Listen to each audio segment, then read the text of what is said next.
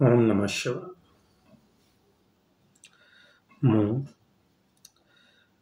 ଜ୍ୟୋତିର୍ବିଦ ଓ ଲେଖକ ପ୍ରଫେସର ରୁଦ୍ରପ୍ରସନ୍ନ ମହାପାତ୍ର ଭୁବନେଶ୍ୱର, ଓଡ଼ିଶାରୁ କହୁଛି।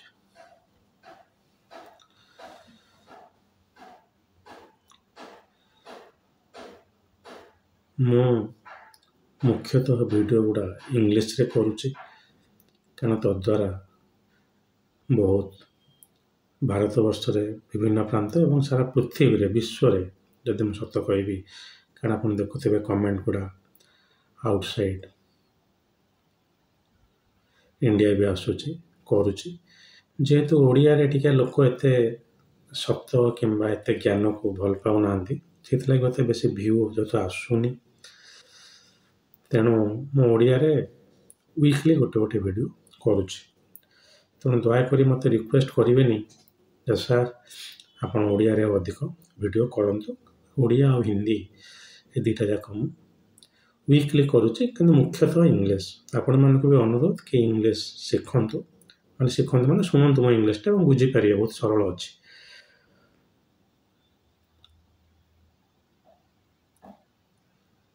ଆଜି ଆମେ ଆଲୋଚନା କରିବା ଗୋଟେ ଭଲ ଦୋଷ, ଯୋଗ, କିଛି କମର୍ସିଆଲ ଆଷ୍ଟ୍ରୋନରଙ୍କ ପାଇଁ ଗୋଟେ ପଇସା ରୋଜଗାର କରିବାର ଭଲ ପନ୍ଥା, କିଛି ମାତ୍ରାରେ ଠକାମି। ସେ କ'ଣ? ଗୁରୁ ଚଣ୍ଡାଳ ଯୋଗ। କ'ଣ? ଗୁରୁ ଚଣ୍ଡାଳ ଯୋଗ।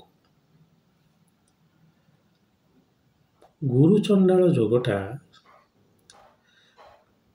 କହିଲେ ଆମେ ଯାହା ବୁଝୁ ସେଟା ତାଠାରୁ ଅଧିକ ଏକ୍ସଟେଣ୍ଡ କରେ। ପ୍ରଥମେ ଆପଣ କ'ଣ ବୁଝନ୍ତି ବା ନର୍ମାଲ ଯେଉଁ ସେମାନେ ବୁଝନ୍ତି କ'ଣ ମୁଁ କହିଦେଉଛି। ବୃହସ୍ପତି ଆଉ ରାହୁ ଯଦି ଯୁକ୍ତ ହେଇକି ଗୋଟେ ରାଶିରେ ରୁହନ୍ତି, ସେଟାକୁ ଗୁରୁଚଣ୍ଡାଳ ବୋଲି କହନ୍ତି, ଯେଉଁଟାକି ସତ ନୁହେଁ। କାରଣ ଗୁରୁଚଣ୍ଡାଳର କିଛି ଗୋଟେ ବିଶେଷ ବର୍ଣ୍ଣନା କରାଯାଇ ନାହିଁ ଆମର କ୍ଲାସିକ୍ସରେ। ଏଇଟା ଗୋଟେ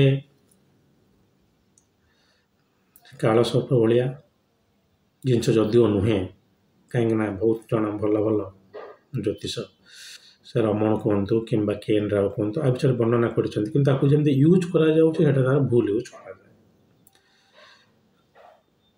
ମୁଁ ଆପଣଙ୍କୁ ଡିଟେଲ୍ ତା ବିଷୟରେ ଆଜି କହି ରଖିବି, ଭିଡ଼ିଓଟା ହୁଏତ ଟିକେ ବି ଲମ୍ବା ହେଇପାରେ।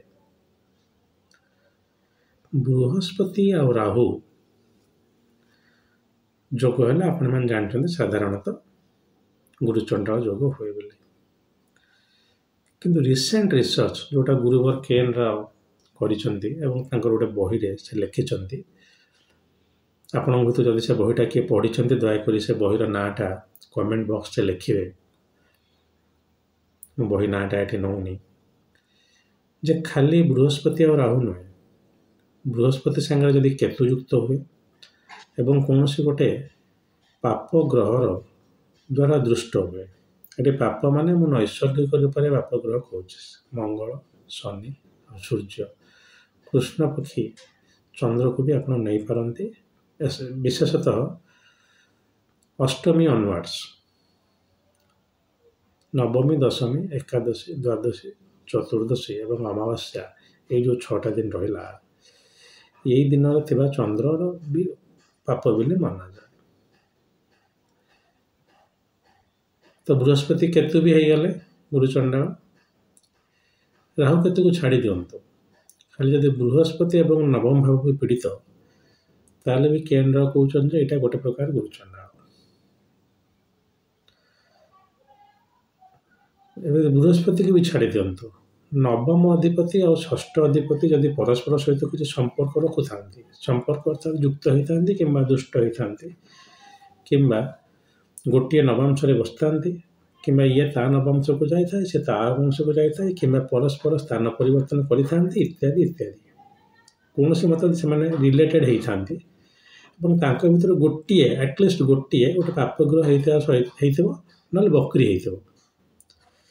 ଯଦି ପାପଗ୍ରହ ହେଇଥିବ ଛାଡ଼ିଦେବେ, ଯଦି ବକ୍ରି ହେଇଥିବ ବୃହସ୍ପତି କିମ୍ବା ଶୁକ୍ର ହେଇଥିବେ, ଯଦି ବକ୍ରି ହେଇଥିବେ ତାହେଲେ ସେଟା ଗୁରୁଚଣ୍ଡାଳ ବୋଲି ଧରାଯିବ। ଏବଂ ଗୁରୁଚଣ୍ଡାଳ ଯୋଗଟା ଆପଣଙ୍କର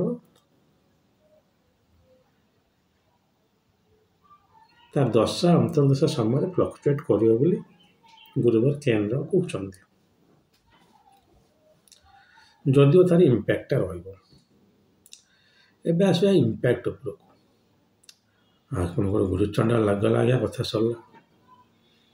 ମୁଁ ଭିଡ଼ିଓରେ ବି ଆଗୁଆ କହି ରଖିଛି, ଗୁରୁଚଣ୍ଡାଳ ଉପରେ ବୋଧେ ଓଡ଼ିଆରେ ଆଗରୁ ଗୋଟେ ଭିଡ଼ିଓ କରିଛି କି ମନେ ପଡ଼ୁନି ଠିକ୍ରେ, ଯେ ବୃହସ୍ପତି ଆଉ ରାହୁ ମିଶିଲେ ଗୋଟେ ଅଧିକ ପଇସା ଦେଇଦେବେ। କାରଣ ବୃହସ୍ପତି ହେଲା ପଇସା, ରାହୁ ହେଲା ବଲ୍କ ଗେନ୍, ଅର୍ଥାତ୍ ଆପଣ ଏକ୍ସପେକ୍ଟ କରିନଥିବେ ହଠାତ୍ ଆପଣଙ୍କ ପାଖକୁ ଲକ୍ଷ ଟଙ୍କା ହେଇଯିବ, ଯେମିତି ଆମ ଜ୍ୟୋତିଷ କ୍ଷେତ୍ରରେ ହୁଏ ଆଜ୍ଞା।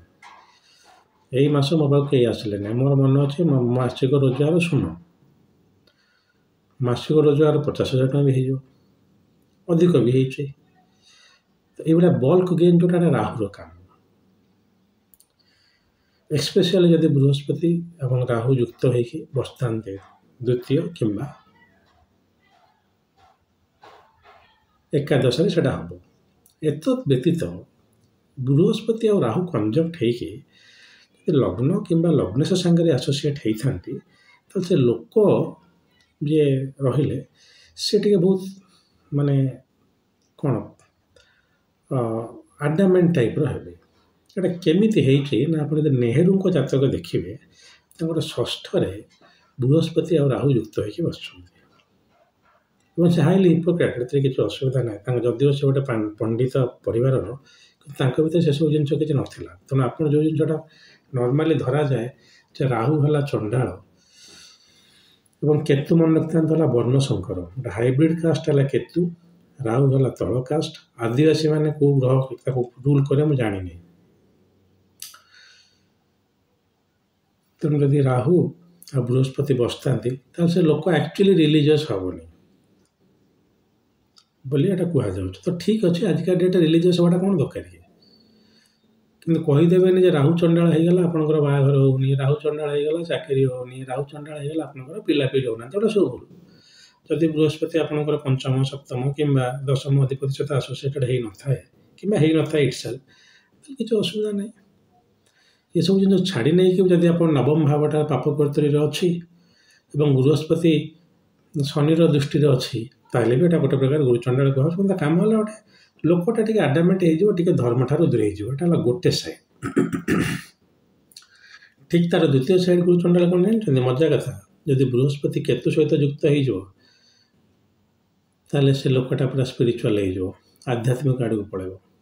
ଏ ଜାଗାରେ ଜର୍ଜ ବାର୍ନାର୍ଡ ଶ, ଆପଣ ଜାଣିଥିବେ ଭଲ ଲେଖକ, ତାଙ୍କର ହରୋସ୍କୋପରେ ଦେଖା ହେଇଛି ଯେ ବୃହସ୍ପତି କେତୁ ଠିକ୍ରେ ମନେ ପଡ଼ୁନି, ବୋଧହୁଏ ଏକାଦଶ ଭାବରେ ଅଛନ୍ତି ଏବଂ ମଙ୍ଗଳ ତାଙ୍କୁ ଦୃଷ୍ଟି ଦେଉଛି। ମଙ୍ଗଳ ଗୋଟେ ମ୍ୟାଲେଫିକ୍, ଯଦିଓ ବୃହସ୍ପତି ଆଉ କେତୁ ପାଇଁ ମଙ୍ଗଳ ମିତ୍ର, କିନ୍ତୁ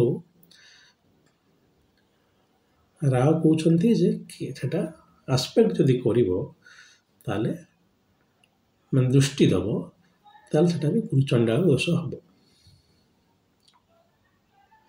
କିନ୍ତୁ ତାଙ୍କର ସେ ଗୁରୁଚଣ୍ଡାଳ ଦୋଷଟା ତାଙ୍କୁ ଅଧିକ ଆଧ୍ୟାତ୍ମିକ ଆଡ଼କୁ ନେଇଗଲା, କାରଣ କେତୁ ଆପଣଙ୍କୁ ଏକାଠିଆ କରିଦେବ, ବୃହସ୍ପତି ଆପଣଙ୍କୁ ଜ୍ଞାନ ଦେବ ଏବଂ କେତୁ ଆପଣଙ୍କୁ ଧ୍ୟାନ ଦେବ। ଭଲ କି ଖରାପ କହୁନି, ଆପଣ ସାଂସାରିକ ଜୀବନରେ ରହିଲେ ଆପଣଙ୍କ ପାଇଁ ଅତ୍ୟଧିକ ଆଡାମେଣ୍ଟ ହେବା ବି ଖରାପ, ଅତ୍ୟଧିକ ସ୍ପିରିଚୁଆଲ ହେବା ବି ଖରାପ। ଆପଣ ମୋ ଭଳିଆ ଏକାଙ୍ଗୀ ରହୁଛନ୍ତି, ଆପଣ ସ୍ପିରିଚୁଆଲ ହୁଅନ୍ତୁ। ଆପଣ ସଂସାର ରହିକି ଅଧିକ ଆଡାମେଣ୍ଟ ହେଇଗଲେ ସବୁ ପଇସା ଆପଣ ଉଡ଼େଇଦେବେ। ତେଣୁ ଏଇଟା ଗୋଟେ ବେସିକାଲି ଏମିତି ଯୋଗ, ଯଦି ବୃହସ୍ପତି ରାହୁ କୁହନ୍ତୁ, ବୃହସ୍ପତି କେତୁ କୁହନ୍ତୁ କିମ୍ବା ବୃହସ୍ପତିକି ଛାଡ଼ି ଦେଇକି ଆପଣ ନବମ ଅଧିପତି, ବୃହସ୍ପତିର ନ୍ୟାଚୁରାଲ କାରକଟା ହେଲା ନବମ ଘର, କାଳପୁରୁଷରେ ଧନୁ ହେଲା ନବମ। ତେଣୁ ନବମଟା ଯଦି ଆଫ୍ଲିକ୍ଟେଡ୍ ହେଇଯିବ, ଭାଗ୍ୟ ଦେହଟା ଟିକେ ଠିକ୍ରେ ହେବନି। ସେଇଟାକୁ ବି କିଛି ମାତ୍ରାରେ ଗୁରୁଚଣ୍ଡାଳ ବୋଲି ଗୁରୁବାର କେଏନ୍ ରାଓ କହୁଛନ୍ତି। କିନ୍ତୁ ଏ ସବୁ ଜିନିଷରେ କେଉଁଠି ଗୁରୁଚଣ୍ଡାଳ ଆପଣଙ୍କୁ ଚାକିରି ହେବନି, ପିଲାଛୁଆ ହେବନି, ବ୍ୟବସାୟ ହେବନି ବୋଲି କହୁନାହିଁ। ଏବଂ କିଛି ମାତ୍ରା ମନେ ରଖିଥାନ୍ତୁ, ମୋ ନିଜ ରିସର୍ଚ୍ଚରେ ବି ଆପଣଙ୍କୁ କହୁଛି, ଏଇ ବୃହସ୍ପତି ରାହୁ ଏବଂ ବୃହସ୍ପତି କେତୁ ଯଦି ଯେକୌଣସି ଗୋଟିଏ ଭାବର ନବାଂଶକୁ ଯାଇଥାନ୍ତି, ଅର୍ଥାତ୍ ନବାଂଶରେ ଗୋଟିଏ ଘରେ ବସିଥାନ୍ତି, ସେଟା ବି ଗୋଟେ ପ୍ରକାର ଗୁରୁଚଣ୍ଡାଳ। ସେ ଗୁରୁଚଣ୍ଡାଳ ଆପଣଙ୍କୁ ଅଧିକ ନିଶାବାଦୀ କରାଇ ଦେଇପାରେ କିମ୍ବା ସେ ଗୁରୁଚଣ୍ଡାଳ ଆପଣଙ୍କୁ ଅଧିକ ଆଧ୍ୟାତ୍ମିକବାଦୀ କରାଇ ଦେଇପାରେ। ବୃହସ୍ପତି କେତୁ ଏବଂ କେବଳ ବୃହସ୍ପତି କ୍ଷେତ୍ରରେ ମନେ ରଖିଥିବ, ଗୋଟେ ଖରାପ ଗ୍ରହ ଦ୍ୱାରା ଦୁଷ୍ଟ ହେଉଥିବ। ଏବଂ କାହିଁକି ନା ଖରାପ ଗ୍ରହ ଦ୍ୱାରା ଦୁଷ୍ଟ ହେଲେ ଯଦି ବୃହସ୍ପତି କେତୁର କିଛି ଗୋଟେ ଭଲ ଗୁଣ ଥାଏ ମାନେ ମ୍ୟାଟେରିଆଲିଷ୍ଟିକ୍ ପର୍ସପେକ୍ଟିଭ୍ ଥାଏ ସେ ଜାତକରେ ବା କିଛି ଆପଣ ଧନ ଧାନ ଦେବାର ଥିବ ସେଇଟା ବନ୍ଦ କରିଦେବ ସେ ଗ୍ରହ ଅଟୋମେଟିକାଲି ଆପଣ ଆଧ୍ୟାତ୍ମିକ ଆଡ଼କୁ ଯିବେ ଆଉ। ଆଶା କରୁଛି ମୁଁ ଯାହା କହୁଛି ଆପଣ ବୁଝିପାରୁଥିବେ ଏବଂ ଆଗରୁ ଏ ଗୁରୁଚଣ୍ଡାଳ ବିଷୟରେ ଆପଣ ଶୁଣିଥିବେ। କିନ୍ତୁ ଯେମିତି ଠକ ଜ୍ୟୋତିଷମାନେ ଏଟାକୁ ୟୁଜ୍ କରନ୍ତି ସେଟା ଭୁଲ। ଗୁରୁଚଣ୍ଡାଳ ଦ୍ୱାରା ଆପଣଙ୍କର ବିବାହର ହେଉନାହିଁ ଭୁଲ। ଗୁରୁଚଣ୍ଡାଳ ବିବାହ କ'ଣ ହେଲା କହିଲେ ଗୁରୁଚଣ୍ଡାଳ ହେଲେ ଗୋଟେ ଲୋକ ସେ ହିପୋକ୍ରେଟ୍ ଟାଇପ୍ର ହେଇଯିବ, ତାର ମନ ଇଚ୍ଛା କାମ କରିବ, ଟିକେ ଏତେ ନ୍ୟାୟ ଫ୍ୟାୟ ମାନିବନି, ସଇଲା। ସେଇ ଜାଗାରେ ସେ ଆପଣଙ୍କୁ ଧନ ବି ଦେଇପାରେ। ସେଇ ଜାଗାରେ ଯଦି ଜୁପିଟର ଆଉ ମାନେ ବୃହସ୍ପତି ଆଉ କେତୁ ଦ୍ୱାରା ସେଟା ହେଇଥାଏ ସେଠି ଆଧ୍ୟାତ୍ମିକ ଆଡ଼କୁ ଲୋକଟା ପଳେଇଯିବ। ଏଥିରେ ତାର ପିଲା ଛୁଆ ସଂସାର ବେପାରଠି କ'ଣ ଦିଆନିଆ ଅଛି। ତେଣୁ ସବୁ ଯୋଗ ଗୁଡ଼ା କେବେ ବି ଆପଣଙ୍କର ମେଟେରିଆଲିଷ୍ଟିକ୍ ବା ଯେଉଁ ଜୀବନରେ ଧନ ଧାନ ପାଇବାର ଅଛି ସେଇଟାକୁ ଦର୍ଶାଏ ନାହିଁ। ବହୁତ ଯୋଗ ଆପଣଙ୍କ ଉପରେ ପ୍ରଭାବ ରହିଛି। ସେଇଭଳିଆ ଗୋଟେ ଯୋଗ ହେଲା ଗୁରୁଚଣ୍ଡାଳ। ଆପଣ ବିଲକୁଲ ବିବ୍ରତ ହେବେନି କାରଣ ଗୁରୁଚଣ୍ଡାଳ ଗୋଟେ ବହୁତ ବଡ଼, କାରଣ ଗୋଟିଏ ରାଶିରେ ବୃହସ୍ପତି ରହିବ ଆପଣଙ୍କର ବର୍ଷେ, ରାହୁ ରହିବ 1.5 ବର୍ଷ। ଆଉ ସବୁବେଳେ ଗୁରୁଚଣ୍ଡାଳଟା ସେତେବେଳେ ଆପଣ ନେବେ ସମାନ କେତୁ, କିଛି ବ୍ୟସ୍ତ ହୁଅନ୍ତୁନି, 1.5 ବର୍ଷ 1.5 ବର୍ଷ। ଦେଖିବେ ଯେ ବୃହସ୍ପତି ଆଉ ରାହୁ ଏମାନେ ପରସ୍ପର 10 ଡିଗ୍ରୀ ଭିତରେ ଆସୁଛନ୍ତି। ବୃହସ୍ପତି 28 ଡିଗ୍ରୀରେ, ରାହୁ 1 ଡିଗ୍ରୀରେ। ଏଟାକୁ ଗୁରୁଚଣ୍ଡାଳ ଦୋଷ ବୋଲି ନେବେନି, କାରଣ ଏଟା କଞ୍ଜକ୍ସନ୍ ହିଁ ହେଲାନି, ଯୁକ୍ତ ହେଲେନି। ଯୁକ୍ତଟା ସବୁବେଳେ ଗୋଟିଏ ଡିରେକ୍ସନ ବା 10 ଡିଗ୍ରୀ ଭିତରେ ଆସୁଥିବା, ମ୍ୟାକ୍ସିମମ୍ ଆମେ ତାକୁ 1.5 ଡିରେକ୍ସନ ବା 15 ଡିଗ୍ରୀ କରିଛୁ, ସେତିକି ହେଲେ ଏଟା ଯୁକ୍ତ ହେବ। ତେଣୁ ଗୁରୁଚଣ୍ଡାଳ ଦୋଷକୁ ନେଇକି ଯଦି ଆପଣଙ୍କୁ କିଏ କହୁଛନ୍ତି ପିଲାପିଲି ହେଉନାହିଁ, ଗୁରୁଚଣ୍ଡାଳ ହେଇଗଲା, ପାଠ ହେଉନାହିଁ, ଏଗୁଡ଼ା ସମ୍ପୂର୍ଣ୍ଣ ଭୁଲ। ହଁ, ପିଲାଟା କାହାକୁ ମାନୁନାହିଁ, ମଦ ଫଦ ପିଉଛି, ନିଶ୍ଚିତ ସେ ଜାଗାରେ ଆପଣ ଟିକେ ଗୁରୁଚଣ୍ଡାଳ ଦୋଷ ଉପରେ ନଜର ପକାନ୍ତୁ। ହଁ, ପିଲାଟା କ'ଣ ସାର୍ ସବୁବେଳେ ମାନେ ଏକାଠିଆ ରହୁଛି, ଧ୍ୟାନ କରୁଛି, ଇଏ କରୁଛି, ବାବା ଭଳିଆ ଟିକେ ହେଉଛି, ଆମେ ଯେମିତି ଓଡ଼ିଆରେ କୁହନ୍ତି, ସେ ଜାଗାରେ ଗୁରୁଚଣ୍ଡାଳ ଦୋଷ ରାହୁ ଆଉ କେତୁ ଯୁକ୍ତ ହେଇଛି କି ନାହିଁ ଦେଖନ୍ତୁ। ତାକୁ ଛାଡ଼ିଦେଲେ ପିଲାପିଲି, ବେପାର, ଘର ଦ୍ୱାର ହେଉନାହିଁ, ଏସବୁ ଜିନିଷରେ ଗୁରୁଚଣ୍ଡାଳକୁ ବିଲକୁଲ ପୁରାନ୍ତୁ ନାହିଁ। ଯଦି ବି କ'ଣ ଜ୍ୟୋତିଷ କହୁଛନ୍ତି ଆପଣ ତାଙ୍କୁ ପଚାରନ୍ତୁ ଯେ କାରଣ କ'ଣ। ନାହିଁ ଏଟା ଜ୍ୟୋତିଷ ଶାସ୍ତ୍ରରେ ଲେଖା ହେଇଛି, ନାହିଁ ଏମିତି ହେବାର କିଛି ଇମ୍ପ୍ଲିକେସନ୍ ଅଛି। ତ ଯୋଗ ଅଛି କିନ୍ତୁ ସେଟା ଭୁଲରେ ୟୁଜ୍ କରାହେଉଛି। ତାର ଠିକ୍ ୟୁଜ୍ଟା ମୁଁ ଆପଣଙ୍କୁ କହିଦେଲି, ଯୋଗଟା କ'ଣ ବୁଝେଇଦେଲି। ଆଶା କରେ ଆପଣ ବର୍ତ୍ତମାନ ଆଉ ଗୁରୁଚଣ୍ଡାଳକୁ ନେଇକି ବିବ୍ରତ ହେବେ ନାହିଁ ଏବଂ ଠିକ୍ ରୂପେ ଯେଉଁମାନେ ଆମର ଶତ୍ରୁ ଏବଂ ମିତ୍ର ଜ୍ୟୋତିଷମାନେ ଅଛନ୍ତି, ଜ୍ୟୋତିଷଟାକୁ ଆଗେଇ ନେବା ପାଇଁ ଜ୍ୟୋତିଷ ସହିତ କିଛି ଖେଳବାଡ଼ କରନ୍ତୁ ନାହିଁ। ନହେଲେ ଜ୍ୟୋତିଷଟା ଗୋଟେ ଯେଉଁ ଲେବୁଲକୁ ଆସିଛି ବର୍ତ୍ତମାନ ଅର୍ଗାନାଇଜ୍ଡ ହେଇକି ୟୁନିଭର୍ସିଟିରେ ପଢ଼ା ହେଉଛି ସେଇଟା ପୁଣି ତଳକୁ ପଳାଇବ। ହଉ, ମୁଁ ବହୁତ ଚେଷ୍ଟା କରୁଛି ଭିଡ଼ିଓ ଟିକେ ଛୋଟ କରିବା ପାଇଁ କିନ୍ତୁ ହେଇପାରୁନାହିଁ, ତ ମୋତେ କ୍ଷମା କରିବେ। ଆଉ ଯଦି ଆପଣଙ୍କର ଗୁରୁଚଣ୍ଡାଳ ଯୋଗ ଉପରେ କିଛି ଅଧିକ ଆଇଡ଼ିଆ ଅଛି ଦୟାକରି କମେଣ୍ଟ ସେକ୍ସନରେ ଲେଖନ୍ତୁ। ମୋ ବିଷୟରେ ଅଧିକ ଜାଣିବା ପାଇଁ ମୋର ରିସର୍ଚ୍ଚ ପେପର୍ ମୋତେ କନସଲଟେସନ୍ କରିବା ପାଇଁ ଡିଟେଲ୍ ଡେସ୍କ୍ରିପସନ୍ରେ ଦିଆହେଇଛି, ସେଠି ଯାଆନ୍ତୁ। ଦୟାକରି କମେଣ୍ଟ ସେକ୍ସନରେ ଗୋଟେ ଲେଖନ୍ତୁନି ସାର୍ ମୋର ଡେଟ୍ ଅଫ୍ ବାର୍ଥ ଏଇଆ ଇଏ ସିଏ। ବହୁତ ଲୋକ ଲେଖି ଦେଉଛନ୍ତି ଯେ ସାର୍ ଦୟାର ସହିତ କାଳେ ସାର୍ ମୋତେ ଦେଇଦେବେ। ପଇସା କାହିଁ ଆମେ ସାର୍ଙ୍କୁ ଦେବୁ, ପଇସା ପତ୍ର ଆମେ ଦେବୁନି। ସାର୍ ମୁଁ କାହିଁ ଟିକେ ଅଧିକ ରୋଜଗାର କରୁନି ଦେଖିବେ, କିନ୍ତୁ ମୁଁ ଆପଣଙ୍କୁ ରୋଜଗାର ଦେବିନି, ଏଭଳିଆ ମନୋବୃତ୍ତି ନେଇ କମେଣ୍ଟ ସେକ୍ସନରେ କିଛି ଲେଖନ୍ତୁନି। ଯଦି କନସଲଟେସନ୍ କରିବାକୁ ଚାହୁଁଛନ୍ତି ଫାଇନାନ୍ସିଆଲି ଏବଂ ମେଣ୍ଟାଲି ପ୍ରିପେୟାର ହେଇକି, ସେଥିପାଇଁ ଡିଟେଲ୍ ଦିଆହେଇଛି ଡେସ୍କ୍ରିପସନ୍ରେ। କମେଣ୍ଟ ବକ୍ସଟା ସେ ବେକାର ଜିନିଷ ଲେଖନ୍ତୁନି। ହଉ, ଆଜି ପାଇଁ ଏତିକି। ଯଦି ମହାଦେବ ଚାହାନ୍ତି ତାହେଲେ ଆଉ ଗୋଟେ ଭିଡ଼ିଓ ନେଇ ଖୁବ୍ ଶୀଘ୍ର ଆପଣଙ୍କ ପାଖରେ ଉପସ୍ଥିତ ହେବି। ଆଜି ପାଇଁ ଆଜ୍ଞା ଦିଅନ୍ତୁ। ଓମ୍ ନମଃ ଶିବାୟ।